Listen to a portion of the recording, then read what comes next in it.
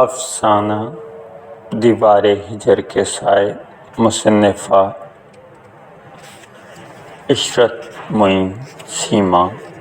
تمہیں کیا خبر ہے اس دیوار کے سائے میں میرے ارمانوں کی کتنی لاشیں دفن ہیں؟ میری بے بسی نے اس دیوار پر کیا کیا کچھ تحریر کر دیا، لیکن تم کیسے دیکھ سکتے ہو؟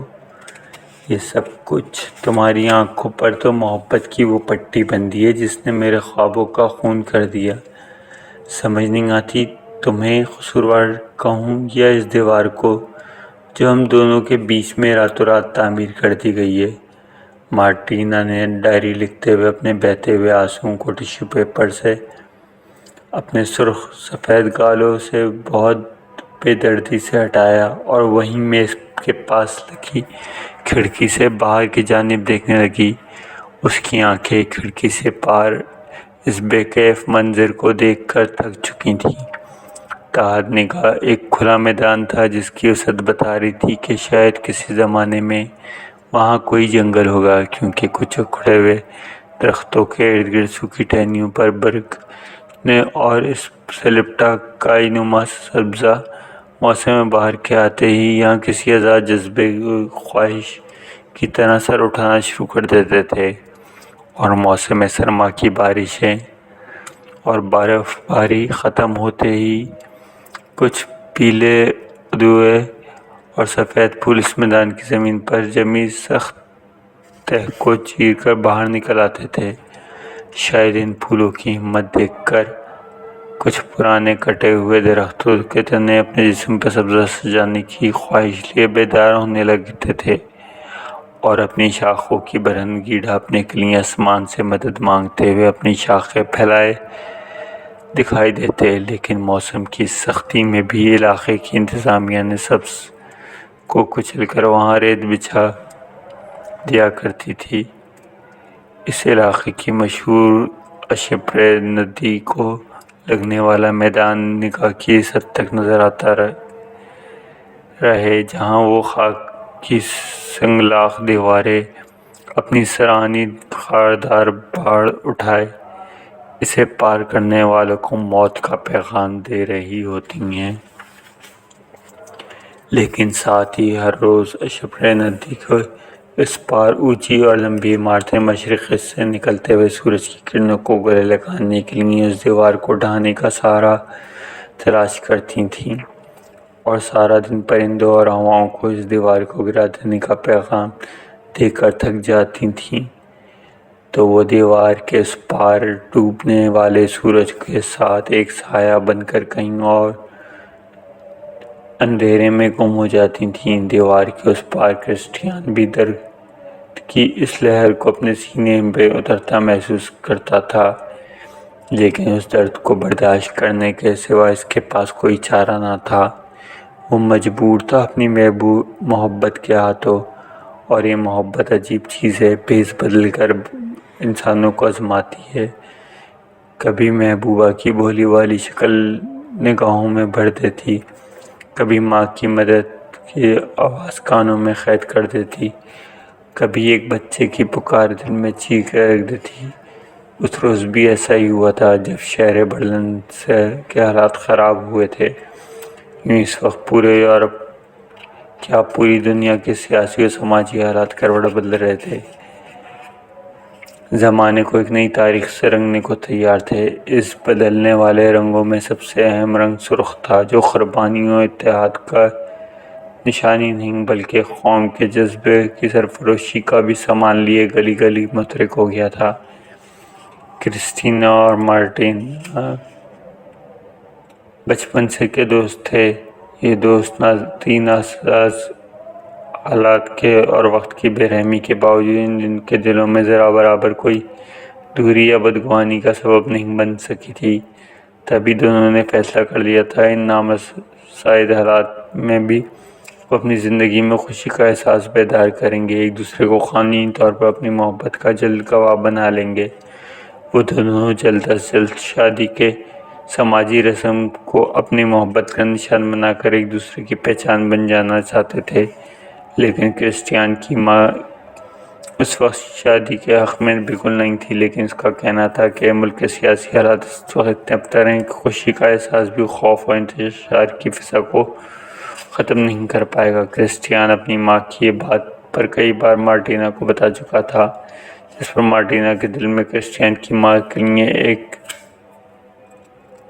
کدورت رفتہ رفتہ پنجے گاڑ رہی تھی۔ کرسٹیان کی ماں بار بار اپنے بیٹے سے کہتی، کرسٹیان، کیا تمہیں وقت کی نزاکت کا کچھ احساس نہیں ہے؟ ہمارے ارد گرد کتنے لوگ راتوں رات غائب ہو رہے ہیں اور کہیں خاموشی سے لقمہ اجل بن رہے ہیں۔ حالات اس وقت بہت ناسازگار ہیں، بلکہ بدترین بھی ہو گئے ہیں۔ تم کچھ ماہ بعد جب حالات بہتر ہو جائیں تب شادی کرنا۔ تم مارٹینا کو فی الوقت شادی کے لیے ٹال دو، اسے سمجھاؤ، یقین مانو تمہیں یہ خوشی کچھ دنوں بعد زیادہ لطف دے گی۔ لیکن کرسٹیان ان دنوں کی کڑواہٹ کو اپنی زندگی میں محبت کی چاشنی میں بنا کر گھولنا چاہتا تھا۔ اس نے پورٹسٹریٹ اسٹریٹ نمبر 99 مغربی اور مشرقی برلن کے قریب ہی ایک نئی آباد ہونے والی بلڈنگ میں 2 کمروں کا ایک چھوٹا سا فلیٹ کرائے پر لے کر اسے سجانا شروع کر دیا تھا، جہاں وہ مارٹینا کے ساتھ اپنی ازدواجی زندگی کی ابتدا کرنا چاہتا تھا۔ ادھر مارٹینا اپنے ایک عمر کے دیرینہ خواب کی تعمیر پانے کے لیے تیاری کر رہی تھی۔ اس زمانے میں دلہن کا عروسی لباس تیار کرنے کے لیے لڑکیاں نوعمر سے ہی پینی یا سینٹ بچا کر ایک غلے میں محفوظ کرنا شروع کر دیا کرتی تھیں، تاکہ وہ زندگی کو اس یادگار لمحے میں کوئی حسین اور قیمتی لباس عروسی جوڑا بنوا سکیں۔ لیکن یہ دور تھا جب جرمنی میں اس وقت کی جانب سے بچایا ہوا کوئی بھی پیسہ اس کے اپنے ذاتی استعمال کے بجائے فوجی جنگی سامان کا ایندھن بنانے کے لیے وقف کر دیا جاتا تھا۔ مارٹینا اور اس کی ماں اس شادی کی خبر سے بہت خوش تھے۔ گھر کی تمام ساز و سامان کی مارٹینا نے فہرست بنا لی تھی۔ ان کو شادی کے اخراجات کس طرح اٹھانے ہیں، گھر کے سامان میں کس چیز کی ضرورت اہم ہے، شادی کی رسم و لباس، عروسی کے انگوٹھی کے لیے کتنی رقم درکار ہے۔ مارٹینا کی ماں بہت اچھی سلائی جانتی تھی۔ اس نے مارٹینا سے وعدہ کیا تھا وہ اپنا لباس عروسی نئے ستاروں اور موتیوں سے سجا کر مارٹینا کے ناپ کا بنا کر دے گی، اور جس اسلحے فیکٹری میں کام کرتی ہے وہاں سے کچھ رقم ایڈوانس لے کر شادی کی انگوٹھی کا انتظام کرنے میں کرسٹیان کی بھرپور مدد کرے گی۔ مارٹینا کا بڑھئی باپ جنگل سے اچھی لکڑیاں اور درخت کے تنے کاٹ کر مارٹینا کے لیے نیا فرنیچر بنانا چاہتا تھا، لیکن اپنی ساس کی بیماری کے ہاتھوں مجبور ہو کر یہ کام اپنے ایک ساتھی کو سونپ دیا تھا۔ کرسٹیان نے بھی اپنے علاقے کے چرچ میں اس بات کا اعلان کر دیا کہ وہ اپنی شادی کے لیے چرچ کی اس انتظامیہ کا تعاون چاہتا ہے۔ چرچ کے پادری نے کرسٹیان سے وعدہ کیا تھا کہ اگست کے تیسرے اتوار کو وہ شادی کی رسم اور ادا کرنے کے لیے بذات خود چرچ کے دیگر انتظامات کا جائزہ لے گا۔ جرمنی اگرچہ اس وقت مشرق اور مغرب میں بانٹا جا چکا تھا، لیکن ایک سرحدی لکیر نہ اس قوم کو بانٹنے کو تیار تھی، نہ ہی لسانی و سماجی رابطے کو اس خطے کو مشرق و مغرب کی جانب سے کھینچ سکتے تھے۔ لیکن سیاسی سطح پر جرمنی کے مشرق و مغرب میں ایک سرد جنگ جاری تھی۔ کرسٹیان اور مارٹینا صرف چند گلیوں کے فاصلے پر برلن کے ایک معروف علاقے میں رہائش پذیر تھے۔ وہ اگست کے ایک سنہری دوپہر تھی جب مارٹینا کے باپ کے دوست نے بتایا کہ اس نے ایک چھپر کھٹ مارٹینا کے اجلاء عروسی کے لیے تیار کیا ہے، وہ اسے کرسٹیان کے نئے فلیٹ میں پہنچانا چاہتا ہے۔ مارٹینا نے خوشخبری جب کرسٹیان کو سنائی تو وہ فلیٹ کی چابیاں لے کر کام کے بعد مارٹینا کے پاس چلا آیا۔ دونوں نے مل کر ایک دوست کی مدد سے وہ چھپر کھٹ اپنے نئے مکان میں پہنچایا۔ دوستوں کی جانب سے ان دونوں نے چھپر کھٹ کا بغور جائزہ لیا۔ خالص لکڑی اور ہاتھ سے بنا ہوا وہ پلنگ بہت خوبصورت تھا۔ سرہانے اور پلنگ کے پائے گہرے بھورے رنگ کی خوبصورت لکڑی سے مضبوطی سے بنائے گئے تھے۔ پلنگ کے چاروں کونوں پہ لگا لکڑی کا کھمبا ہلکے بھورے رنگ کا تھا۔ کرسٹیان نے پلنگ کے درمیان میں درخت پر نیلے رنگ کا کمبل بچھا دیا اور تصور میں ایک سفید اجلے پلنگ پر نیلے رنگ کی جالی دار چھت کے نیچے اپنی محبوبہ مارٹینا کو لباس سے شب خواب بھی میں بازو پھیلائے دیکھا تو اسے رہا نہیں گیا۔ اس نے چپکے سے کمرے کا جائزہ لیتی مارٹینا کے قریب جا کر اس کی کمر میں ہاتھ ڈال دیے، اسے اپنے اتنے قریب کر لیا کہ اسے تنہائی میں ان دونوں کی سانسیں ایک دوسرے کو میں الجھنے لگیں۔ چند ہی لمحوں میں وہ دونوں ایک مست اس ادھورے بستر پر مکمل زندگی کا لطف لینے لگے۔ کچھ دیر بعد مارٹینا نے پلنگ کے سخت تختے پر بیٹھے ہوئے اپنے بلاؤز کے بٹن بند کرتے ہوئے کرسٹیان کی جانب دیکھتے کہا، تم بہت بے صبرے ہو۔ ایک دم ہی کرسٹیان نے پلنگ پر لیٹے لیٹے ہی اس کی پیٹھ پر ہاتھ پھیرتے ہوئے مارٹینا کے ادھورے جملے کو سوالیہ بناتے ہوئے پوچھا۔ ایک دم ہی کیا؟ مارٹینا نے شرماتے ہوئے کہا۔ چلو اب دیر ہو رہی ہے، ابھی یہاں بجلی کا انتظام نہیں، کچھ دیر میں اندھیرا ہو جائے گا تو گھر پہنچنا بھی مسئلہ ہوگا۔ آج کل یوں بھی شہر کی ہر چھوٹی بڑی سڑکوں پر عجیب سی سراسمی کی چھائی رہتی ہے۔ کرسٹیان نے سوچ چاہتے ہوئے بھی اپنے کپڑے پلنگ کے تختے سے اٹھائے اور کپڑے پہن کر دونوں اپنے فلیٹ کو بند کر کے گھر جانے کے لیے بس اسٹاپ کی جانب چل دیے۔ مارٹینا، فلیٹ کے ایک چابی تم اپنے پاس رکھ لو، یوں بھی تمہارے گھر کے نزدیک ہے، تمہیں پلنگ کے لیے گدگدہ تکیہ اور رضائی بھی ناپ سے بنانا، تو تم نے چابی اپنے پاس رکھو۔ کرسٹیان نے بس بیٹھے بیٹھے اچانک اپنی جیب سے چابی نکال کر مارٹینا کو دیتے ہوئے کہا، ٹھیک ہے، میں کل ہی پلنگ دیگر چیزیں تیار کرنا شروع کرتی ہوں، اب یوں بھی زیادہ دن نہیں رہے ہماری شادی میں۔ مارٹینا نے مسکرا کر چابی کرسٹیان کے ہاتھ سے لے کر اپنا ہینڈ بیگ میں احتیاط سے رکھتے ہوئے کہا۔ کچھ ہی دیر میں مارٹینا اپنے گھر کے قریبی بس اسٹاپ پر اترنے لگی تو کرسٹیان نے اس کی باہوں میں بھر کر ایک الوداعی بوسہ دیا، اور مارٹینا بس سے اترنے کے بعد دیر تک خدا حافظ کہتے ہوئے ہاتھ ہلاتی رہی۔ اپنے مکان کے قریب سے لائپزگر اسٹریٹ پر بس کے پہنچتے ہی کرسٹیان نے دور ہی سے دیکھ لیا تھا کہ ایک ایمبولینس اس کے مکان کے دروازے سے کسی کو لے جانے کو تیار ہے۔ کرسٹیان دھڑکتے دل کے ساتھ بھاگتا ہوا اپنے مکان کے دروازے کے قریب پہنچ کر زور سے آواز لگائی، ٹھہریے، براہ کرم ٹھہریے۔ ایمبولینس کے قریب جا کے اس نے ہانپتے ہوئے ایک آدمی سے کہا جو شاید ایمبولینس کا ڈرائیور تھا، کیا میں جان سکتا ہوں کیا واقعہ رونما ہوا ہے، کس کو لے کے جا رہے ہیں؟ ایمبولینس کے قریب کھڑے شخص نے بتایا، اس مکان کے پڑوس نے کسی کو فون کیا ہے، اس مکان میں رہنے والی خاتون مسز مارگریٹ شولز کی طبیعت بگڑ گئی، شاید ہارٹ اٹیک ہوا ہے، ہم انہیں سرکاری اسپتال لے جا رہے ہیں۔ میں کرسٹیان شولز ہوں، میں ان کا اکلوتا بیٹا ہوں، کیا میں اپنی ماں کو دیکھ سکتا ہوں؟ کیا آپ کے ساتھ چل سکتا ہوں؟ کرسٹیان نے بے چینی سے ایمبولینس کے اندر نگاہ ڈالتے ہوئے کہا۔ ہاں، فوری اپنا شناختی کارڈ نکال کر ایمبولینس والے کو دکھایا۔ ہاں بالکل، تم چلو ہمارے ساتھ۔ اپنے مکان کے کھلے ہوئے دروازے سے بے پرواہ ہو کر کرسٹیان ایمبولینس میں سوار ہو کر اسپتال پہنچ گیا۔ 3 دن تک اس کی ماں خطرے میں رہی۔ کرسٹیان ایمبولینس میں ساتھ ہی سوار ہو کر واپس اسپتال پہنچ گیا۔ 3 دن تک ماں اس کے اسپتال میں رہی۔ 3 دنوں میں کرسٹیان کا اس دنیا کے سوا کوئی رشتہ دار نہ تھا۔ وہ دنیا سے کے دھندوں سے بے پرواہ 3 دن تک اپنی ماں کے ساتھ اسپتال میں رہا۔ جب کرسٹیان کی ماں کی حالت کچھ خطرے سے باہر ہوئی تو کرسٹیان نے اپنے ایک کولیگ کو فون کر کے اطلاع دی وہ اپنی ماں کی حالت کی وجہ سے کچھ دن کام پر نہیں آ سکے گا۔ اس نے کولیگ کو یہ خبر دے کر حیران کر دیا کہ مشرقی اور مغربی برلن کے درمیان جاری سرد جنگ اب بدترین صورت اختیار کرنے کو ہے۔ مشرقی جرمنی کی جانب سے مشرقی برلن کی گردیوار اٹھنا شروع ہو چکی ہے، جو کہ جرمنی کو جلد ہی 2 لخت کر دے گی۔ یہ سن کر کرسٹیان نے ایک لمحہ مارٹینا کے متعلق سوچا، پھر اسپتال کے کاؤنٹر پر فون کے قریب رکھے ٹیبل کیلنڈر پر نگاہ ڈالی۔ آج سے 7 دن بعد اس کی شادی کی مغربی برلن کے حصے میں ایک چرچ میں ہے۔ اس نے کاؤنٹر پر بیٹھی لڑکی سے ایک اور فون کرنے کی اجازت مانگی اور مارٹینا کو فون کرنے لگا۔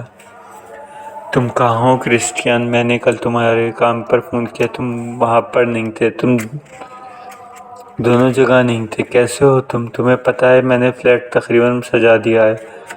آج میں رضائی، گدا اور تکیہ بھی لے کر وہاں پہنچا دوں گی۔ اور ہاں، ماں نے میرا جوڑا بھی خوبصورت تیار کر دیا ہے۔ تم نے ہیلمن بیکرز کو کیک کا آرڈر دے دیا تھا؟ میری خواہش تھی وہ ویڈنگ کیک تمہاری ماں بناتی، مگر وہ تمہاری شادی کے لیے ابھی تک صحیح سے آمادہ نہیں۔ شاید۔ کرسٹیان ایک تسلسل کے ساتھ بولے جا رہی تھی۔ مارٹینا، میری بات سنو، کرسٹیان نے مارٹینا کی انسنی کرتے ہوئے دھیرے لہجے میں کہا۔ ہم اگلے ہفتے شادی نہیں کر سکتے۔ میری ماں اسپتال میں ہے، اس کو ہارٹ اٹیک ہو گیا ہے۔ تم چرچ جا کر پادری کو منع کر دو اور دیگر انتظامات بھی روک لو۔ دیکھ لو، ابھی شادی نہیں ہو سکتی۔ کرسٹیان یہ کہہ کر کیا کہہ رہے ہو؟ تمہاری ماں نے تو شادی کے لیے صاف منع کر دیا۔ کیا واقعی اچانک اتنی بیمار ہو گئی؟ اب سارے انتظامات ہو چکے۔ کرسٹیان، پھر شہر کے حالات بھی دن بہ دن بگڑ رہے ہیں۔ تمہیں معلوم ہے برلن کو بھی مشرق و مغربی حصوں میں بانٹا جا رہا ہے۔ مارٹینا نے مشکوک و متفکرانہ لہجے میں سوال شروع کیا تو کرسٹیان نے اس کی بات کاٹ کر کہا، مارٹینا، ابھی شادی نہیں کر سکتا۔ مجھے تم سے بہت محبت ہے، لیکن میری ماں کو اس وقت میری ضرورت اور محبت کی ضرورت ہے۔ کچھ دنوں میں جب حالات بہتر ہو جائیں گے میں تم سے ملوں گا، ہم شادی کریں گے، لیکن اگلے ہفتے نہیں۔ تم میری بات سمجھو۔ ابھی گفتگو ختم نہیں کرنا چاہتا تھا، لیکن دوسری جانب سے مارٹینا نے غصے سے روتے ہوئے فون بند کر دیا۔ کرسٹیان کو مارٹینا کا جوابی رد عمل بالکل پسند نہیں آیا۔ وہ فون بند کر واپس اپنی ماں کے پاس ہسپتال کے کمرے میں آ گیا۔ کتنے ماہ سال بیت گئے، کرسٹیان اپنی ماں کی خدمت میں کوئی کمی نہ چھوڑی، لیکن اس کی ماں چند سالوں بعد دوسرے ہارٹ اٹیک میں دنیا چھوڑ کر چلی گئی۔ کرسٹیان اب خود کو بالکل اکیلا محسوس کرتا تھا۔ برلن کو مشرقی و مغرب بانٹنے والی وہ دیوار رفتہ رفتہ ایک آہنی دیوار بن گئی تھی جس میں وہ خود کو قید محسوس کرتا تھا۔ کبھی جب یادیں ستاتی تو اسے محسوس ہوتا یہ فصیل اس کے سینے کو دونوں طرف سے دباتی ہوئی تنگ کرتی جا رہی ہیں۔ اس کا دم گھٹنے لگتا۔ ایک عجیب نظام زندگی فطرت کے اصول سے ٹکرا کر ان کے فیصلوں کے بیچ میں قید ہو گیا۔ دیوار بننے کے بعد وہ مغربی جرمنی یا مغربی برلن نہیں جا سکتا تھا، جبکہ مارٹینا اگر چاہتی تو اس سے ملنے کے لیے گزشتہ 25 سالوں میں کم از کم کچھ بار تو آ سکتی۔ اس نے یہ زحمت بھی نہیں کی اور پلٹ کر کرسٹیان کا حال بھی نہ پوچھا۔ وہ کرسٹیان سے شدید ناراض تھی کیونکہ کرسٹیان اس کیفیت سے آگاہ نہیں تھا۔ وہ اسے مغربی جرمنی کے آزاد اور کھلے ماحول میں بھی ایک گھٹن کی طرف لے گئی تھی۔ عین شادی سے کچھ دن پہلے شادی کا منسوخ ہو جانا، اپنی فخر یا محبت کی ناکامی پر شرمندگی، اپنے غریب والدین کی انتھک محنت سے جوڑا اور جمع کیا گیا شادی کا منہ چڑھاتا سامان، وہ افسوس، یہی اس کی زندگی کا چراغ بجھانے سے خودکشی پر آمادہ کرنے والے عناصر تھے۔ لیکن موت کیسے اسے گلے لگاتی، قدرت نے تو اس کی زندگی عطا کرنے کا فیصلہ کر دیا تھا۔ تبھی 28 سال کا عرصہ گزرنے کے بعد وہ آج پرسکون پوسٹڈ امراض اسٹریٹ نمبر 99 کے فلیٹ میں آسودہ حال زندگی گزار رہی تھی۔ بس گزرے دنوں کو یاد کبھی ایک کسک بن کر دل میں چپتی تو وہ رونے لگتی۔ وہ بھی خزاں کا جاتا موسم اور سرما کی نوید لاتا 29 نومبر 1989 کا دن۔ مارٹینا دن بھر کے کام سے فارغت ہوئی حسب معمول ٹی وی کے سامنے جب پسندیدہ پروگرام سے خبریں دیکھنے بیٹھی تو ٹی وی کی پہلی خبر سن کر اس کے ہاتھ سویٹر بننے کا میکینکی عمل بھول کر رک گئے تھے۔ سانس چل رہی تھی لیکن ایسا محسوس ہو رہا تھا کہ اس کے لیے وقت، اس کا دل چلتے چلتے رک گیا۔ ٹی وی پر خبریں چل رہی تھیں۔ مشرقی برلن کے مابین حائل ہونے والی دیواریں جرمنی کی جانب سے گرائی جا رہی ہیں۔ مشرقی برلن سے لوگ جرخ در جرخ مغربی برلن میں داخل ہو رہے ہیں جہاں ان کا والہانہ استقبال کیا جا رہا ہے۔ مارٹینا کو یہ شور کچھ دیر بعد اپنے فلیٹ کے کمرے میں محسوس ہوتا دکھائی دینے لگا۔ ٹی وی کا ریموٹ اور سلائی کا سامان صوفے میں رکھ کر تیزی سے اپنے فلیٹ کی بالکونی میں آ گئی۔ فلیٹ کے باہر ایک شور تھا، خاردانی دیوار ایک بڑے ثقافتی سے لوگوں کو بڑھنے کے مغربی حصے میں آتا دیکھ رہی تھی۔ مغربی حصے میں چہل پہل، خوشی کے نعروں کے ایک جشن کا سما بندھا ہوا تھا۔ یہ جشن مارٹینا کو ایک نئی زندگی اور امید بخشنے لگا تھا۔ اچانک اسے گھر کی ٹیلی فون کی گھنٹی سنائی دی۔ وہ تیزی سے اندر آئی اور فون اٹھایا۔ دوسری جانب اس کی ماں تھی جو مارٹینا کا حال پوچھنے کے لیے ہفتہ وار فون کر رہی تھی۔ ماں، تمہیں پتہ ہے یہ دیوار گر گئی، مشرقی اور مغربی جرمنی ایک ہو گیا، برلن ایک ہو گیا۔ ماں، وہ خبیث دیوار گرا دی گئی جو میری محبت کا بٹوارا کر گئی تھی۔ ماں، مارٹینا کی آنکھوں سے آنسو جاری تھے۔ اس کی ضعیف ماں نے اس کی فون پر یہ کیفیت سمجھنے سے قاصر تھی۔ وہ مارٹینا سے شادی کی بابت سوال کر رہی تھی اور مارٹینا اس دیوار گرنے کا منظرنامہ پیش کر جوش و خروش سے بتا رہی تھی۔ ادھر کرسٹیان ادھر اسٹریٹ 13 کے مکان میں اپنی ساری ہمت جمع کر کے شادی کا ایک دعوت نامہ لیے بیٹھا تھا جو کہ چند روز قبل مارٹینا کی جانب سے ملا تھا۔ وہ مغربی برلن میں ہونے والی اس شادی میں بطور خاص مہمان بلایا گیا تھا، لیکن اس کے قدم اپنی ذمہ داری کی لاپرواہی جیسے سچ نعمت کو لے کر زمین میں گڑ گئے۔ کئی سال قبل ایک دیوار اٹھا کر اس وقت اس کی زندگی اور ازدواجی زندگی پر مہر لگا دی تھی، لیکن آج اسی دیوار گرنے کی خبر نے اسے ہمت دی۔ وہ پہلے دسمبر کو ہونے والے لوئیز اور ڈینیل کی شادی میں شرکت کرے، لیکن اس وقت رات کے 10 بجنے کو تھے۔ لیکن نوجوانوں، عورتوں اور بچوں کا قافلہ جو مغربی برلن کی جانب بڑھ رہا تھا، وہ بھی ایک جوش و جذبے سے اس قافلے میں شامل ہونے کے لیے تیار ہونے لگا۔ چند سو میٹر کا فاصلہ عمر بھر کے طویل فاصلے پر محیط ہو گیا۔ کرسٹیان مارٹینا کو یاد کر کے اپنے جسم و جان میں ایک جوش مارتا ہوا محبت کا سیلاب محسوس کر رہا تھا۔ وہ گزرے دنوں کو یاد کرتا ہوا اپنی مخصوص ٹوپی اور کوٹ پہن کر پورٹ اسٹریٹ، امرا اسٹریٹ 99 کی جانب چل دیا۔ پس دیوار اس کی محبت ایک نیا دور شروع ہونے والا تھا۔ دیوار ہجر کے سائے ڈھلنے کو تیار تھے، جہاں اس کی 28 سالہ بیٹی 2 دن بعد اپنی خوشیوں بھری ازدواجی زندگی کی شروع کرنے کی تیاری میں مصروف تھی، اور مارٹینا نے اس کی شادی میں اپنی بیٹی کا ولی بننے کے لیے دعوت نامہ بھیجا تھا۔